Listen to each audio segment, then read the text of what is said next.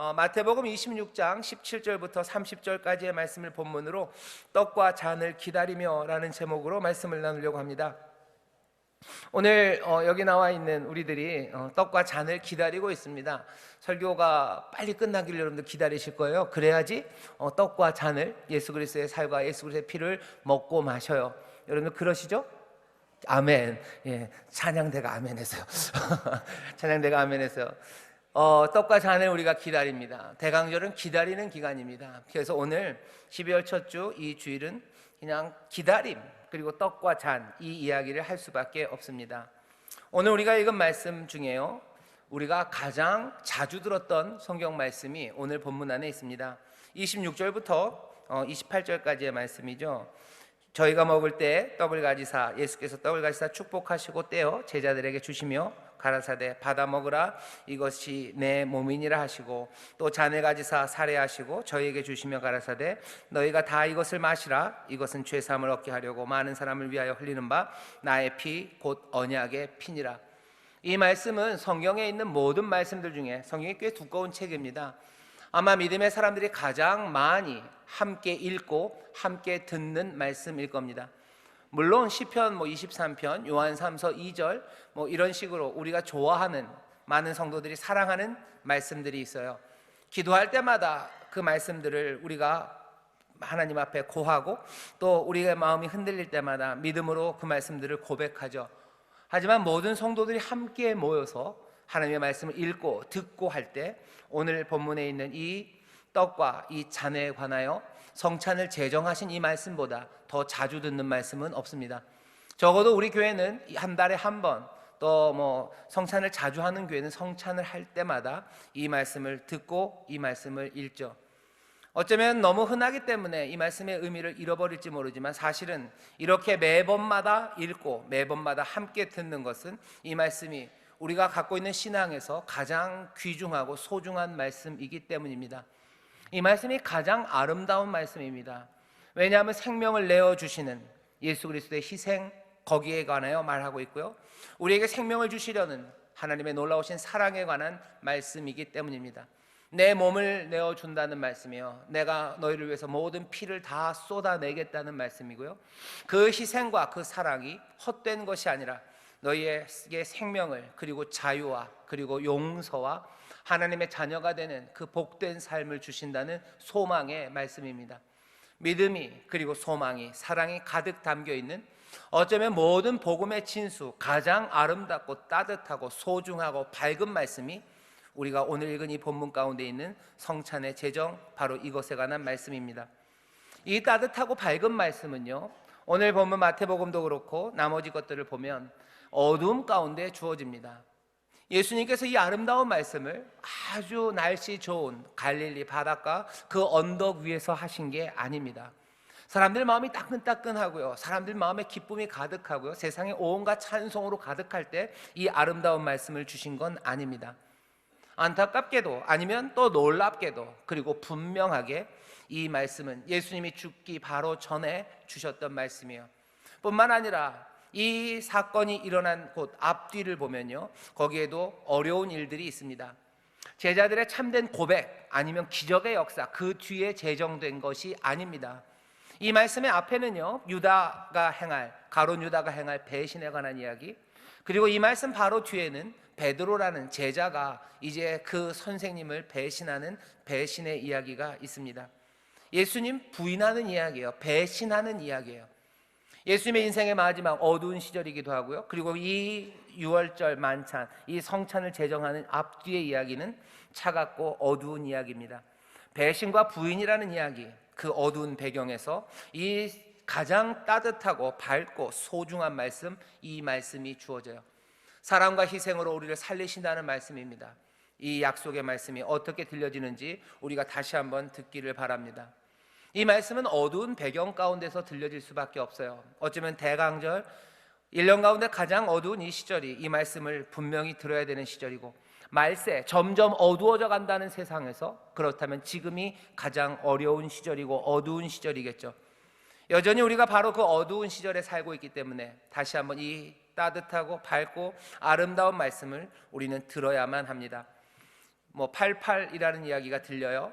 88 올림픽이 아니고요. 우석훈 교수 뭐 88만 원 세대도 아니고 0.88이라는 출산율에 관한 뭐 가슴 아픈 이야기들이 들리고, 경제적인 지표가 뭐 세계 지표, 뭐 소비 지출, 뭐 몽땅 다 투자가 다 줄었다는 이야기도 들리고, 외교적으로 양쪽에서 아니 뭐 사방에서 어려움이 있다는 이야기도 들리고, 정치적으로 혼란이 가득하다는 이야기도 들리고, 내 자녀들이 아프다는 이야기도 들리고, 내 주변에 있는 이웃들이 하나하나 버림받고 죽어간다는 이야기도 들리고, 또 삶의 회복을 위해서 애쓰지만 사회 그리고 많은 내 자녀들이 허망한 것에 마음 빼앗기고, 그리고 쾌락에 자기 입속을 차려가며 그렇게 허망하고 어두운 이야기들만이 가득 들리는, 말세 때가 악하다는 말이 절실한 이 시대, 배신과 그리고 부인 그리고 차가움과 어둠이 가득한 이 시대 가운데는 그때 그랬던 것처럼 다시 한번 이 가장 아름답고 소중하고 따뜻하고 밝은 이 말씀이 들려야 합니다. 이게 내 피다, 내 살이다, 먹어라 마셔라 하는 이 말씀은 가장 어두운 이 시절 우리에게 주시는 말씀입니다. 세상은 예수 그리스도의 이 죽으심이 필요합니다. 그럴 수밖에 없는 시절이 되었습니다. 자, 이 말씀이 우리에게 어떻게 들려지는지 떡과 잔을 기다리는 여러분들에게 이 말씀을 좀 설명하려고 합니다. 오늘 이 말씀을 설명드리기 위해서요, 우리가 생각해야 되는 건 딱 하나예요. 예수님이 성찬의 이 귀한 말씀을 내 살이다, 내 피다, 먹어라 마셔라, 너희가 산다, 하나님의 자녀 되고 하나님의 백성 되고 하늘의 복을 누린다 라는 이 뜨거운 말씀을 그냥 아무 때나 전한 게 아니라 6월절에 전했다는 것이 어쩌면 가장 중요합니다. 오늘 본문 시작은 그렇게 되어 있죠. 무교절의 첫날 제자들이 예수께 나와서 가로되 6월절 잡수실 것을 우리가 어디서 예비하기를 원하시나이까. 예수님의 그 따뜻한 말씀 26절부터 29절까지의 말씀을 설명하기 위해서 배경이 설명되는데요, 이 자리는 어떤 자리예요? 6월절 식사 자리입니다. 이걸 분명히 하려고 하시는 거예요. 이 제자들이요, 예수님이 그 말씀하신 자리가 무슨 자리인지 모르는 게 아니에요. 그 자리는 6월절 식사 자리입니다. 6월절 식사가 아슬아슬했어요. 그래서 제자들이 예수님에게 묻는 겁니다. 6월절인데 우리 어디서 먹습니까? 라고 묻습니다. 왜냐하면 6월절 식사는 굉장히 특별하기 때문입니다. 6월절 식사를 위해서는 많은 사람들이 준비해야 되는데 지금 준비가 어려운 상황이죠. 예수님과 제자들은 예루살렘에 지금 와 있는데요, 예루살렘은 이 사람들의 홈코트가 아닙니다. 갈릴리에서 온 사람들이에요. 객지에 온 겁니다. 사실은 명절이 되면, 많은 6월절이 되고 무교절이 되면 이스라엘 각지에 있었던 사람들이 다 예루살렘으로 모여요. 거기서 명절을 지키죠.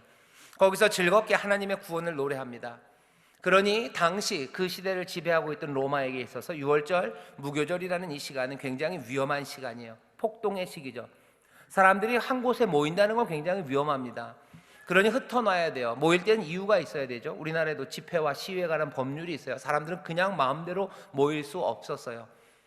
정치적인 이유나 뭔가 다른 이유로 사람들이 모일 때 로마는 그것들을 흩어놓으려고 했었어요.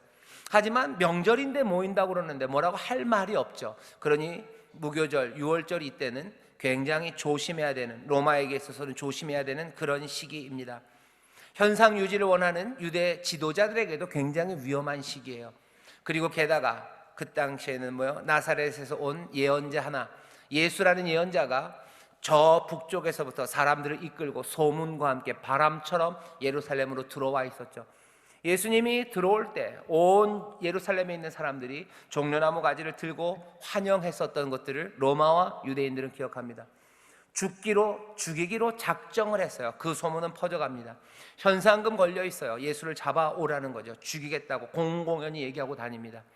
예수님은 예루살렘에 못 들어가셔요. 6월절 사람들이 그렇게 많아서 그냥 틈을 타고 슥 들어갈 수도 있지만 예수님은 예루살렘 바깥에 거하십니다. 감남 베다니 그쪽, 베스바 그쪽에 거하고 계셔요. 베다니 쪽에 계시죠. 못 들어가요. 제자들이 궁금한 겁니다. 예수님, 우리는 6월절 어디서? 우린 예루살렘에 섭니까? 아니면 도망가서 바깥에 섭니까?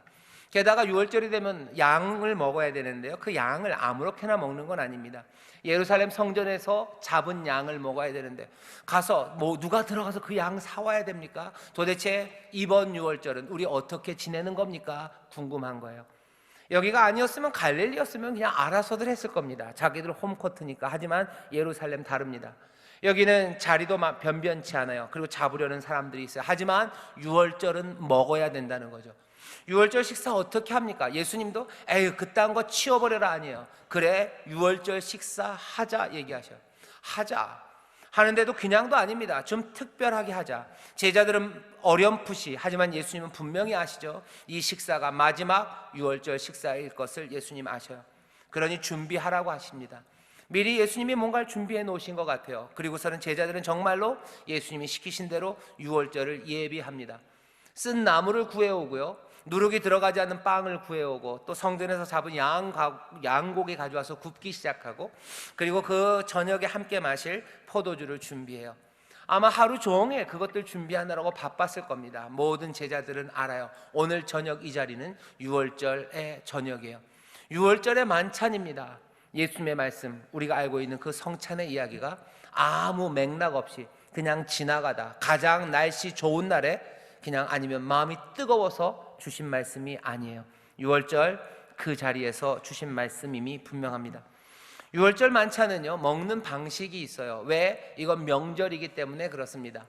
여러분들도 요즘은 좀 아닌데요, 아마 한 몇십 년 전쯤만 해도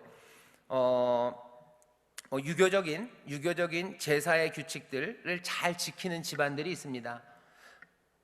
기일 아니면 시제, 그래서 명절 때 가족들이 다 모이죠. 지금도 가끔 가다가 TV 같은 데 보면 무슨 안동 권씨, 무슨 그렇게 꽤 유명한 종갓집, 이런 데들로 사람들이 모여요. 그리고 나서는 그 명절에 하는 일들이 있습니다.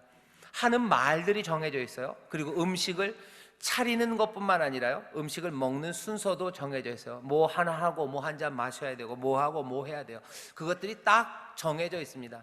유월절도 그런 날이에요.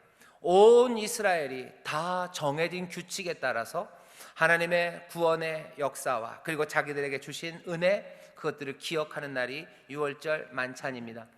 가족들이 다 모이는 거죠. 가장이 거기서 그 유월절 만찬을 주재합니다. 기도하고 설명하고 함께 먹고 포도주를 마시고 그 모든 격식이 있어요. 유월절이 끝나면 함께 부르는 찬송이 또 있어요. 노래가 또 있습니다. 그죠?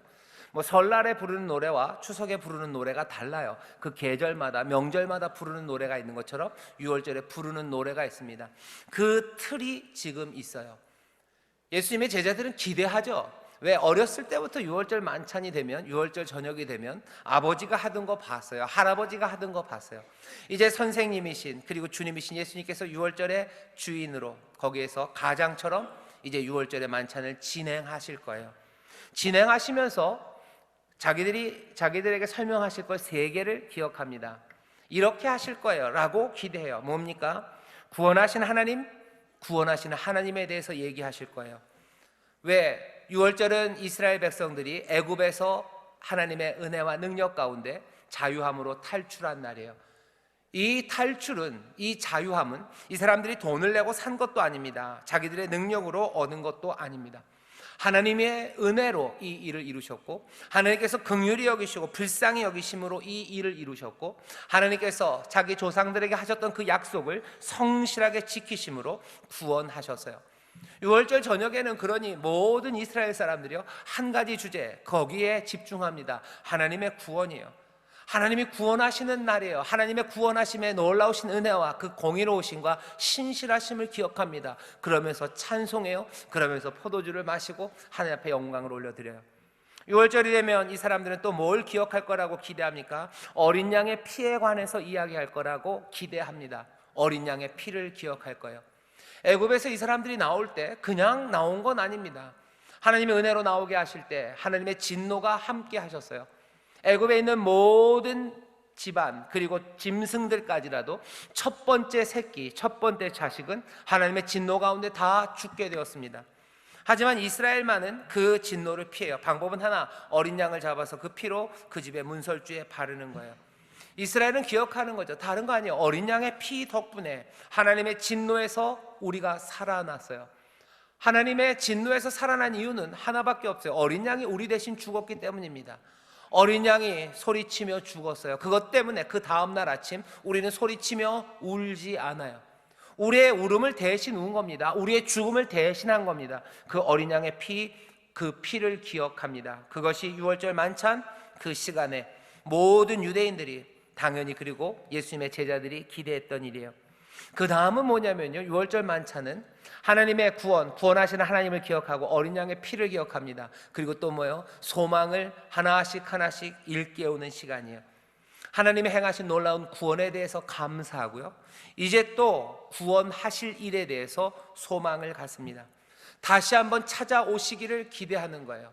애굽 땅에서 신음하고 부르짖을 때 하나님이 들으시고 내려오사 그 강한 팔로 건져내신 것처럼 지금 이 어두운 시절, 배신과 그리고 기만과 부인과 어두움과 차가움이 가득한 이 땅에도 여기 부르짖는 이들을 들으시고 내려오사 다시 능력의 손으로 우리를 건지시고 구원해 주실 것, 그 소망과 그 갈망으로 가득한 시간, 그 시간이 유월절 만찬입니다. 그러니 유월절 저녁만 되면요, 가정마다 집마다요 하나님의 구원을 찬송하는 소리가 가득해요. 어린 양의 피를 기억하며 주께서 우리에게 주신 생명, 그것들을 노래해요. 그리고 하나님의 새로운 구원, 그것들을 갈망하며 또 하나님 앞에 나오는 그런 귀한 시간이 유월절 만찬입니다. 제자들은 그걸 기대하죠. 제자들은 지금 기대하며 그 식탁에 앉았습니다. 그런데 거기서부터 하시는 예수님의 말씀은 유월절에 기대했던 그 이야기들이에요. 사실은 구원에 관한 이야기입니다. 그리고 살리시는 이야기예요. 그리고 다시 한번 또 새롭게 불러일으키시는 소망에 관한 이야기이기는 한데, 이전에 있었던 유월절의 그 말들과는 다른 말들이 들리기 시작합니다. 다른 말이 들려요. 적어도 3가지 다른 말이 들립니다. 첫 번째는 가룟 유다에 관한 이야기예요. 배신자에 관한 이야기입니다. 원래 유대인들이 막 먹는 그 유월절 만찬에서는요, 배신자에 관한 이야기는 필요 없어요. 왜? 온 가족이 모입니다. 하나님의 백성들만 모입니다.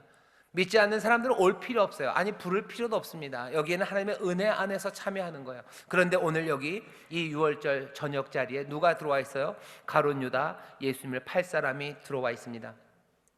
어둠이 들어와 있어요. 기만이 들어와 있어요. 부인이 들어와 있어요. 차가움, 그런 것들이 지금 들어와 있습니다. 21절에 보면 너희 중에 팔자가 있다고 얘기해요. 가족이 와야 되는데요, 배신자가 들어와 있는 겁니다. 여기 은혜에 감격하는 사람들만 있어야 될 것 같은데, 하나님의 구원을 노래하는 사람만 있어야 될 것 같은데 아닌 사람들이 있다는 거죠. 예수님 이걸 모르십니까? 아닙니다. 아십니다. 그런데 오늘 본문이 뭐라고 얘기하는 거예요? 이 사람을 은혜로 대하십니다. 먹을 수 없는 사람이에요. 유월절 만찬에 올 수 없는 사람이에요. 아니, 보내버려야 되는 사람입니다. 하지만 예수님께서는 그 유다를 부르셔요. 부르실 뿐만 아니라 가까이 두신 것 같아요. 오늘 이 본문과 더해서 요한복음 13장에 보면 이 사건을 기록하고 있는데요, 요한복음 13장에 있는 최후의 만찬 이야기를 잘 보시면 예수님과 소곤소곤 얘기하는 사람들이 보여요. 누구냐면 요한과 그리고 가룟 유다입니다. 다른 사람들은 잘 몰라요. 뭔 일이 일어나는지 몰라요. 잘 알고 있는 사람은 셋입니다. 예수님, 그리고 요한, 유다만. 식사하는 자리에 13명이 모였어요. 하지만 3명만이 알고 있다는 얘기는 3명이 조용히 얘기한 거죠. 조용히 얘기하려면 이 끝에서 이 끝으로는 조용히 말 못합니다. 붙어 앉아 있는 사람들이에요. 예수님과 요한과 유다는 붙어 앉아 있습니다. 아마도 예수님을 가운데 두고 양쪽으로 앉은 것 같아요. 예수님의 사랑하는 자, 사랑하시는 제자 요한을 옆에 둔 건 이해가 됩니다. 하지만 이 마지막 자리에서 유다가 자기를 배신할 것을 분명히 아시는 주님은 유다를 어디 자기 옆에다가 데려다 놓으셨어요. 유월절 만찬, 떡과 여기 잔을 기다리는 우리들 다시 한번 보셔야 돼요. 예수님께서는 끝까지 기다리십니다. 그리고 거기에 오게 하셔요. 그리고 옆에 앉히십니다. 왜? 부족함이 아니라 하나님 앞에서 죄를 짓고 하나님 앞에서 버림받는 게 마땅함에도 불구하고 주님께서는 은혜의 자리로 부르시는 겁니다. 오늘 여기 떡과 잔을 우리가 기다립니다. 우리가 하나님의 백성인 건 맞아요. 우리라고 말하는 사람이에요. 하지만 이 가운데 배신하는 사람들이 있죠. 이 가운데 하나님을 떠나는 사람들이 있죠. 아무 생각 없이 온 사람 있죠. 하나님은 못 가라고 그러십니까? 아니요. 불러오셔요. 가까이 불러오십니다. 그리고 어떻게 하시는가? 기다리시는 거죠. 안타까운 건 여기 유다는 나갑니다. 유다는 나갔어요. 내 할 일을 하겠다고 나갑니다. 하지만 우리는 여기서 모든 것들을 아심에도 불구하고 끝까지 은혜로 대하시는 주님을 바라봅니다. 떡과 잔을 기다리는 저와 여러분들, 무슨 자격이 있어서 온 것은 아니에요. 하나님이 기다리시는 은혜로, 또 모든 것들을 아시면서도 가까이 부르시는 그 사랑이 우리를 이 떡과 잔, 이 앞으로 인도하여 주신 줄 믿습니다. 유다는 떠났어요. 하지만 우리는 떠나지 않습니다. 여전히 떡과 잔을 기다리시기를 주의 이름으로 축원합니다. 아멘. 떠나지 마셔요. 은혜로 부르셨으니 그 앞에 있습니다. 자, 유월절 만찬에서 기대하지 못했던 그 다음 이야기는요, 떡에 관한 이야기입니다. 저희가 먹을 때 예수께서 떡을 가지사 축복하시고 떼어 제자들을 주시며 가라사대 받아 먹으라, 이것이 내 몸이니라 하시고. 원래 기대했던 말은 뭐냐면요, 떡을 들어요. 원래 가장이 떡을 듭니다. 그리고 하는 말이에요. 하나님 앞에 감사하죠. 이 떡을 주신 하나님, 전능하신 하나님, 하나님 감사합니다요. 그 다음에 해야 되는 말은 정해져 있습니다. 뭐냐면 이 떡은 우리의 조상들이 광야에서 먹은 고난의 떡입니다 라고 말하는 거예요. 지금도 그렇게 합니다. 예수님 당시에도 그렇게 했습니다. 이걸 바꿀 수 없어요. 바꾸지 않습니다. 그런데 예수님은 갑자기 그 유월절 그 식사에서 아버지 하나님 앞에 축사해요. 거기까지는 아무 문제 없어요. 그 다음 말, 이건 고난의 떡이다 라는 말 대신에 뭐라고 얘기해요? 고난의 떡 대신에 이건 내 몸이다 라고 얘기하셔요. 이건 내 몸이다, 이건 내 살이다, 너희가 이것을 먹어라, 이것을 먹어라, 받아 먹어라. 이 몸이 찢어지는 거예요. 이 몸이 깨지는 거예요. 이거 잘라지는 거예요. 자르고 뜯기고 떨어져 나가고 부서지는 것, 이것을 너희가 먹으라고. 그리고 뭐라 그래요? 이건 내 몸이라고 말씀합니다. 의미는 분명해요. 너희를 구속하기 위해서, 너희를 살리기 위해서 내 몸을 바친다는 거예요. 내 몸을 준다, 너희들 먹어라요. 제자들은 깜짝 놀랍니다. 이게 뭐예요? 고난의 떡, 그거 얘기하셔야 돼요. 그리고 우리는 즐겁게 그 떡을 먹으면 돼요. 누룩을 넣지 않았기 때문에 좀 바삭바삭할 겁니다. 그거 그래도 명절 때 먹는 떡이냐, 하나님 앞에 감사하며 먹을 거예요. 예, 하나님 앞에 감사하며 먹을 겁니다. 그런데 감사하며 먹는 게 뭐예요? 내 몸이 돼요. 이건 내 몸이다. 그러니 너희들 이것을 감사하며 먹어라요. 사람들 헷갈리기 시작해요. 이게 뭐지? 이게 뭐지? 그 다음입니다. 그 다음에 또 잔을 주셔요. 잔을 주시면서 말씀합니다. 포도주를 유대인들은 그 유월절에 한 4잔쯤 마신대요. 4잔마다 다 의미가 있습니다. 그 중에 하나가 죄를 속량하는 그 은혜의 잔이 있어요. 하나님 우리의 모든 죄를 속량하셨습니다 라고 감사하며 한 잔을 마셔요. 꼭 그래야 됩니까? 예, 그렇게들 마셔왔어요. 왜? 유월절은 정해져 있는 명절이기 때문에 그렇죠. 제사, 저도 제가 장손이라는데요. 저도 제사를 어떻게 지내는지 잘 모릅니다. 무슨 뭐 해야 되는 게 있어요. 읽어야 되는 충문이라는 뭐 있고, 그 다음에 뭘 또 마셔야 되고, 몇 번 마시고 뭘 놓고 하는 게 있는데 잘 몰라요. 유월절 이때는 분명히 정해진 게 있습니다. 예수님이 그거 잔을 드시고요, 자, 하나님 우리를 용서해 주신다라고 말하면 돼요. 하나님이 모든 죄의 소리를 속량해 주신다, 감사하자라고 말하며 포도주를 마시면 됩니다. 그런데 예수님은 뭐요? 잔을 주시면서 뭐라고요? 그냥 용서라고 안 하고 이건 내 피다라고 얘기하시는 거예요. 많은 사람들의 죄를 사하려고 준 내 피다요. 이건 언약의 피다 하면서 잔을 내어주십니다. 제자들은 깜짝 놀라는 거예요. 이런 얘기 하실 필요 없어요. 그냥 우리를 죄에서 속량하신다, 주님께서 하나님이 우리를 용서하신다라고 말하면 돼요. 하나님께서 우리에게 새 언약을 주신다라고 말하면 돼요. 그런데 예수님은 아니, 이건 내 피, 너희가 이 피를 다 마시라고, 이 언약의 피를 마시라고, 그래서 하나님 백성 되라고, 너희의 모든 죄에서 속량을 받으라고, 모든 사람을 위해서 흘린 내 피라고 지금 제자들에게 말합니다. 제자들 깜짝 놀라요. 이게 뭐예요? 이게 뭡니까? 그냥 유월절이면 되는 거예요. 거기에서도 분명히 하나님의 구원을 말할 수 있어요. 하나님이 주시는 자유함을 말할 수 있어요. 하나님이 주시는 소망을 말할 수 있습니다. 그런데 예수님은 그 마지막 유월절 만찬에서 이 모든 것들을 확 뒤집어 놓으셔요. 뒤집어 놓으셔 쾅 치십니다. 왜 그러실까? 다른 이유는 없습니다. 이스라엘 말고 우리가 예수 그리스도를 믿음으로 하나님의 자녀되는 그 은혜를 누리게 하시려고 예수님은 이 유월절을 우리에게로 확 선물로 끌어오시는 거예요. 바뀝니다. 어떻게 바뀌어요? 이제 먹어야 되는 그 떡은 예수 그리스도의 몸이 돼요. 그리고 마셔야 되는 그 잔은 예수 그리스도의 피가 됩니다. 예수님은 사람들이 이걸 알길 원하신 것 같아요. 이걸 알기 원하시는 것 같아요. 떡과 잔을 우리가 기다립니다. 우리에게 임하는 떡과 잔은 뭐라고 얘기하셔요? 내 몸이다, 내 피다라고 얘기하셔요. 우리뿐만 아니라 사실은 제자들도 뭔가를 좀 알기를 원하신 거죠. 그러니 마지막 유월절 만찬에서 이 이야기를 하신 거예요. 왜? 이 밤이 지나고 이들이 이 저녁을 먹고 그 다음 날이 되면 무슨 일들을 보게 됩니까? 정말로 부서지는 그 몸을 보는 거예요. 이 만찬이 끝나고 밤이 새도록 겟세마네에서 기도하셔요. 그리고 채 동이 트기 전에 예수님 잡혀가십니다.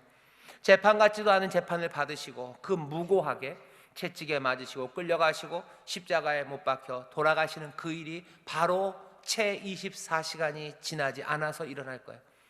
예수님 말씀하시는, 얘들아 너희들 떡 그리고 너희들 잔을 먹고 마시지. 너희가 먹어야 될 떡과 너희가 먹어야 될 잔이 있다고 얘기하시는 거예요. 내일이면 찢겨진 살을 볼 거예요. 흘리는 피를 볼 거예요. 물과 피가 다 쏟아져 내리는 거 볼 거예요. 얘들아 너희가 그 찢기는 살들과 흘리는 피 그거 보았을 때 그냥 네 선생이 억울하게 죽었다고 생각하지 말라는 거예요. 어쩌다 보니 역사와 그리고 이 세상의 부조리가 우리 선생님을 그렇게 만들었다고 생각하지 말라는 거예요. 채찍에 맞음으로 살점이 정말로 무교병 그 누룩 없는 떡 그 떡가루가 떨어지듯이 떡가루가 뼈가루가 떨어질 때 너희들 그것들에 대해서 이것이 허망하다고 인생이 무상하다고 말하지 말라는 거예요. 의인이 고난받는 것과 그렇게 삶이 사그라지는 것들을 보며 절망하지 말라는 거예요. 오히려 뭐요? 이건 내 몸이에요. 내가 너에게 주는 거다요. 이것으로 너희가 산다라고 말씀하시는 거예요. 흘리는 피, 보혈, 물과 피가 쏟아져 내리는 거 보면서 허무, 인생의 허무 아니면 인생의 부조리 아니 그런 거 아니다. 이것이 내가 너희에게 주는 내 언약의 피, 많은 사람들 속량하기 위해서 흘리는 그 속죄의 피라고 제자들에게 지금 알려주시는 겁니다. 이 떡을 이 잔을 기다리고 먹고 마시는 사람들은 내 몸과 내 피를 먹고 마시는 거예요. 뭘? 유월절의 그 의미를 그대로 하지만 더 풍성하게 가져오는 겁니다. 유월절 하나님의 구원이에요. 하나님의 용서하심입니다. 그리고 하나님의 백성이 되는 그 길이에요. 우리의 삶을 구원하시고 우리를 용서하시고 하나님의 자녀 되게 하시는 그 길을 열어놓으시고 뭐라고 얘기하시는 거예요? 이 떡을 이 잔을 먹고 마시래요. 내 몸이다 내 피다. 많은 사람을 죄에서 속량하려고 흘리는 바 내 피 언약의 피다. 너희들 이것 마셔라요. 내 몸이다 너희를 살리기 위해서 한 내 희생이다. 이거 먹으라고 말씀하시는 겁니다. 떡과 잔을 오늘 우리가 이 시간 기다리고 있어요. 여러분 이 떡과 잔에 참여하는 사람들은 뭘 기억합니까? 하나님께서 행하셨던 이스라엘의 그 구원을 기억해요. 하지만 그것만은 아닙니다. 그날 밤 그 마지막 예수님께서 그들과 함께 하셨던 그 성찬의 귀한 자리에서 주셨던 그 약속의 말씀 그것들을 기억해요. 내가 예수님의 몸을 먹습니다. 내가 예수님의 피를 마십니다. 그 떡과 잔을 내가 지금도 기다립니다. 왜? 내 삶에 하나님의 구원과 그리고 하나님이 가져다 주시는 놀라운 자유하심과 그 생명과 하나님의 자녀되는 그 복을 내가 누리기 위해서요.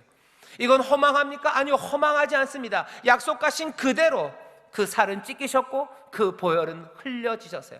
이것들 여기 있다고 먹고 마시라고 얘기하십니다. 그러니 저와 여러분 이 대강절 우리가 기다리는 건 뭡니까? 그리고 우리가 지금 맞이하는 건 뭡니까? 우리에게 주신 떡입니다. 우리에게 주신 이 잔입니다. 이 떡과 잔을 먹고 마시는 사람들 그 예전부터 하셨던 그 생명의 약속들 그 자유함과 그 생명과 하나님의 자녀가 되는 그 복을 우리가 누리게 되는 줄 믿습니다. 우리는 오늘 이 자리에서 그것들을 받아 누릴 거예요. 죄에서 자유케 하셔요. 그리고 죽음에서 생명으로 이끄십니다. 그리고 백성이 아니었던 자들을 백성이 되게 하시는 그 언약을 오늘 우리에게 주셔요. 내 삶은 이제 복됩니다. 내 삶은 이제 버림받은 삶이 아닙니다. 내 삶은 의미 없는 삶이 아닙니다. 하나님의 자녀로 하나님의 백성으로 하나님의 식탁에서 함께 먹고 그 나라와 그 일을 구하며 나가는 가운데 하나님이 예비하신 크신 복을 하나씩 하지만 또 분명히 풍성하게 누리는 복된 삶이 되는 줄 믿습니다. 우리는 그 은혜 앞에 나왔어요. 또 하나 마지막입니다. 이 일을 마치시고요 예수님은 어떻게 하셨대요? 30절입니다. 이에 저희가 찬미하며 감람산으로 나아가니라. 이 사람들은 노래하며 나가요. 무슨 노래를 불렀을지 궁금하시죠? 궁금하시죠? 뭘 불렀을까요? 자이언티가 부른 양화대교? 아프지 말고 아프지 말고 그냥 나오는 대로 아니에요. 6월절에는 부르는 노래가 있습니다. 6월절에는 부르는 노래가 있어요. 우리가 설날에 부르는 노래가 있고 그리고 추석에 부르는 노래가 있는 것처럼 당연하죠. 유월절에도 부르는 노래가 있어요. 그 노래는 시편 113편부터 118편까지의 노래입니다. 지금도 유대인들은 이 유월절이 되면 이 찬송을 불러요. 시편 113편부터 118편을 부릅니다. 사람들 말로는 특별히 시편 115편부터 118편까지가 유월절에, 그리고 유월절을 마무리하며 부르는 찬송이래요. 분명합니다. 예수님 그 만찬이 끝나고 감람산, 겟세마네, 결국은 그 길의 끝은 골고다, 그 언덕까지 가는 그 길이에요. 그 길을 가시면서 예수님 뭐 하는 거예요? 찬송합니다. 아마 제자들도 그 뒤를 따르면서 노래했을 거예요. 이 사람들은 아마 그날은 그 노래가 뭔지 잘 몰랐을 겁니다.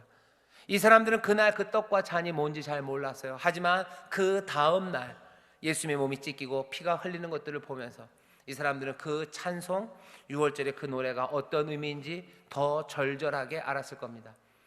그 사람들처럼 우리도 이제는 알아요. 예수님이 불렀던 노래가 무슨 노래인지 압니다. 시편 115편부터 118편을 쭉 보셔요. 116편에 보면 이런 구절이 있죠. 3절 4절입니다. 사망의 줄이 나를 두르고 음부의 고통이 내게 미침으로 내가 환난과 슬픔을 만났을 때 내가 여호와의 이름으로 기도하기를 여호와여 주께 구하오니 내 영혼을 건지소서 하였도다. 예수님이 이 찬송 부르며 감람산으로 가는 거예요. 유월절엔 이 노래를 부릅니다. 뒤를 따르는 제자들은 그냥 뭔지도 몰라요. 그냥 그 노래를 같이 또 유월절에 불렀으니 부르면서 갔을 거예요. 하지만 예수님은 아니죠. 예수님은 그 밤에 이 찬송을 그런 느낌으로 부르진 않았을 겁니다. 오늘 우리도 마찬가지예요. 오늘 우리도 이제 뭘 좀 아는 사람들입니다. 예수님이 불렀던 이 노래가 무슨 노래인지 알아요. 그러니 우리도 이 노래를 부릅니다. 겟세마네 그 동산에 가시며 부르시는 노래요. 사망의 줄이 나를 두르고 음부의 고통이 내게 미침으로 내가 환난과 슬픔을 만났을 때 내가 여호와의 이름으로 기도하기를 여호와여 주께 구하오니 내 영혼을 건지소서 하였도다. 주와 함께 감람산으로 가며 부르는 노래입니다. 떡과 잔을 기다리며 또 그 은혜, 그 자유, 구원, 그리고 그 약속, 그것들을 받고서 어떻게 해요? 주님과 함께 이 찬송을 부르며 가는 거예요. 주님이 겟세마네로 가면 겟세마네로 갈 겁니다. 제자들은 그때는 몰랐어요. 하지만 그 나중에는 정말로 이 노래를 부르며 베드로가 가는 거죠. 이 노래를 부르며 안드레가 가는 거죠. 또 이 노래를 부르며 바울이 갔고, 이 노래를 부르며 수많은 주의 백성들이 주와 함께 찬미하며 갔습니다. 왜? 그들은 떡과 그 잔을 먹고 마셨기 때문이에요. 은혜로 부르셨을 때 떠나지 않고 그 떡과 잔을 먹습니다. 그 몸과 그 피, 그 언약의 피, 죄의 사하심과 그리고 그 생명, 그리고 아버지 하나님의 자녀되는 그 약속, 그것들을 받아 누리며 한 걸음 한 걸음 찬미하며 주를 따라가요. 그 찬송, 눈물의 찬송은 어떻게 됩니까? 십자가 그 길을 가나 118편 유월절을 부르는 찬송의 마지막입니다. 28절 29절은 이렇게 돼 있죠. 주는 나의 하나님이시라 내가 주께 감사하리이다. 주는 나의 하나님이시라 내가 주를 높이리이다. 여호와께 감사하라 그는 선하시며 그 인자하심이 영원함이로다. 이 노래하며 주와 함께 걸어갑니다. 대강절 어둠의 시간이고요, 차가움의 계절입니다. 하지만 가장 아름다운 말씀이, 그리고 가장 분명한 소망이 우리 가운데 임합니다. 교회가 알고 있는 가장 아름답고 가장 소망찬 말씀은 오늘 우리가 성찬에서 읽는 바로 이 말씀이에요. 내 몸이다, 내 피다, 먹어라. 그래서 자유와 생명, 그리고 하나님의 백성이 되는 이 삶을 받아 누려라 하는 희생과 그리고 모두를 다 내어주심으로 우리를 살리시는 가장 아름답고 따뜻한 말씀이 어둡고 차가운 계절 이 시절에 옵니다. 아무것도 염려하지 마세요. 이 떡과 잔을 먹고 마십시오. 주가 주시는 자유와 그리고 그 생명, 그리고 그 약속, 그 복을 누리셔요. 여기 약속으로 주시는 겁니다. 내가 그 몸을 찢는데, 그 피를 흘리는데 내가 내 잘못 때문에죠. 하지만 이 모든 것도 하나님의 은혜로 주님께서 우리에게 내어주시는 사랑이에요. 감격하며 먹으세요. 감격하며 마시십시오. 그리고 그 자유, 그 생명, 그리고 그 새로워진 하나님과의 나 사이에 그 평강의 관계를 누리십시오. 그리고 어떻게 해요? 찬송하며 주를 따르세요. 무슨 찬송을 불러주셨는지 잘 들어보세요. 그리고 감격하며 함께 나아가는 그런 귀한 주의 백성들 될 때, 이 어두운 계절에 다시 한번 하나님의 은혜의 빛이 우리 가운데 가득하게 될 줄 믿습니다.